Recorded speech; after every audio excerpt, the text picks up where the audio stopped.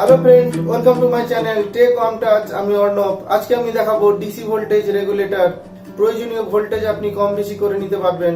আমার এই সার্কিটটা দেখুন, আপনাদের অনেক কাজে লাগবে। আশা করি আপনাদের এই ভিডিওটি ভালো লাগবে। তাহলে শুরু করা যাক আজকের ভিডিও।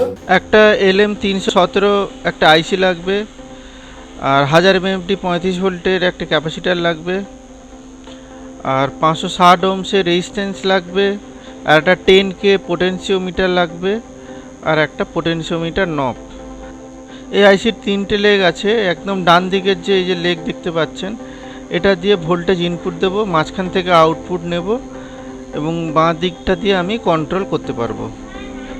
তো আমি আমার কানেকশান যেভাবে করব সেই মতন আমি লেগগুলোকে অ্যাডজাস্ট করে নিই। 1 নম্বর যে লেগ আছে যেটা অ্যাডজাস্টমেন্ট, সেটা আমি পোটেনশিওমিটারের মাঝখানের সাথে কানেক্ট করে দিচ্ছি। 1 নম্বর লেগটা দিয়ে যেহেতু অ্যাডজাস্টমেন্ট করা যায়, তাই সেটা আমি মাঝখানের সাথে কানেক্ট করেছি। এরপরে কি করব, 1 আর 2 নম্বর পিন মানে মাঝখানে আর বাঁ দিকের যে লেগটা আছে এর সাথে একটা রেজিস্ট্যান্স লাগাবো। 660 ওহমসের একটা রেজিস্ট্যান্স লাগাবো।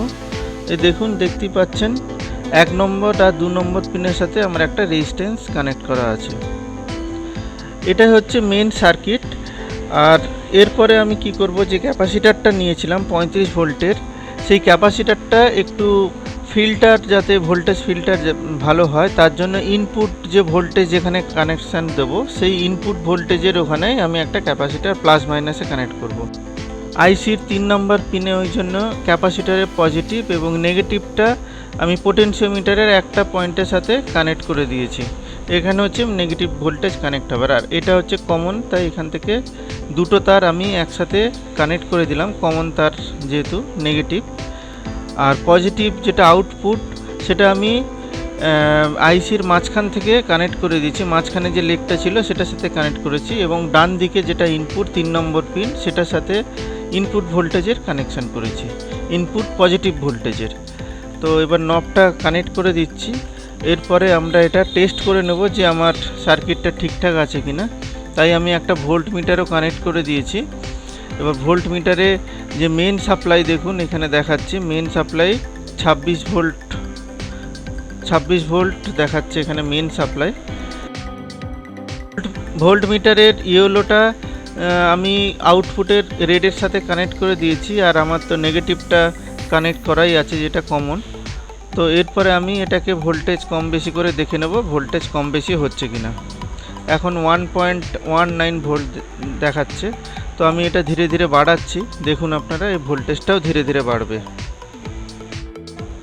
এখানে দেখুন এলইডির যে ভোল্ট মিটারটা ওটা ব্লিঙ্ক করছে, ওটা কিন্তু ক্যামেরার জন্য হচ্ছে, আসলে ওটা কিন্তু ফিক্সড হয়ে আছে।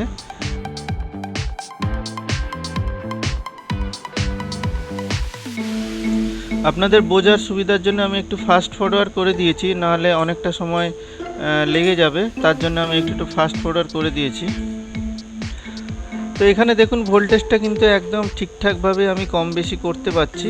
আর আপনাদের যদি ক্যাপাসিটার 35 ভোল্টে লাগিয়ে থাকেন, তো আপনি ম্যাক্সিমাম 35 ভোল্ট এখানে ইউজ করতে পারবেন। আর যদি বেশি ভোল্ট ইউজ করতে হয়, তাহলে আপনাকে ক্যাপাসিটারও সেরকম ভোল্টেজের আপনাকে ব্যবহার করতে হবে। এবার স্টেপ ডাউন মডিউল না ব্যবহার করে আপনি এটাও ব্যবহার করতে পারেন, কিন্তু স্টেপ ডাউন মডিউলে আপনি 3 অ্যাম্পিয়ার বা 3 অ্যাম্পিয়ার পর্যন্ত আপনি আউটপুট নিতে পারবেন, কিন্তু এটাতে 1.5 অ্যাম্পিয়ার পর্যন্ত নেওয়া যায়। ভিডিওটি কেমন লাগলো আপনারা জানাবেন। দেখা হবে আবার পরের ভিডিওতে।